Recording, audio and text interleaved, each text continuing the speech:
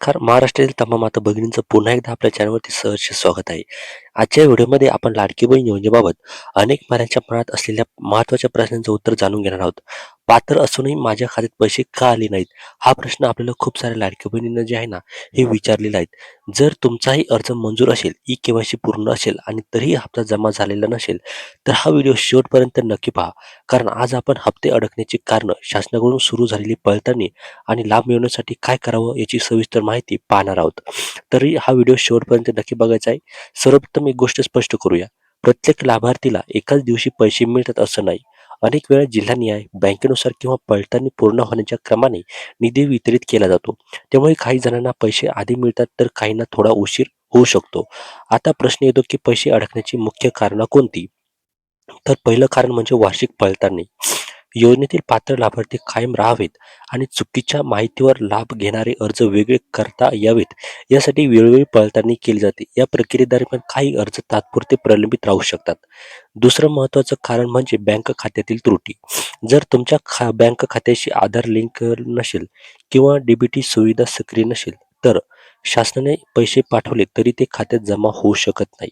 म्हणून प्रत्येक लाभार्थ्याने एकदा बँकेत जाऊन आधार लिंक आणि डीबीटीची स्थिती तपासून घ्यावी. आता पाहूया कोणत्या परिस्थितीत लाभ थांबवू शकतो. जर कुटुंबाचं वार्षिक उत्पन्न योजनेच्या निर्धारित मर्यादेपेक्षा जास्त आढळलं किंवा योजनेच्या पात्रतेच्या अटी पूर्ण होत नसतील, तर अर्जाची फेरविचार केला जाऊ शकतो. तसंच काही प्रकरणांमध्ये कागदपत्रांची माहिती आणि अर्जातील माहिती जुळत नसल्यास देखील पडताळणी केली जाते. याचा अर्थ प्रत्येक प्रलंबित अर्ज अपात्र आहेत असं अजिबात होत नाहीत.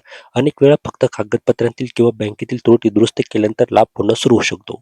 आता महत्त्वाचा प्रश्न येतो, जर तुमचा हप्ता अडकला असेल तर काय करायचं? तर सर्वप्रथम अधिकृत पोर्टलवर तुमच्या अर्जाची स्थिती तपासा.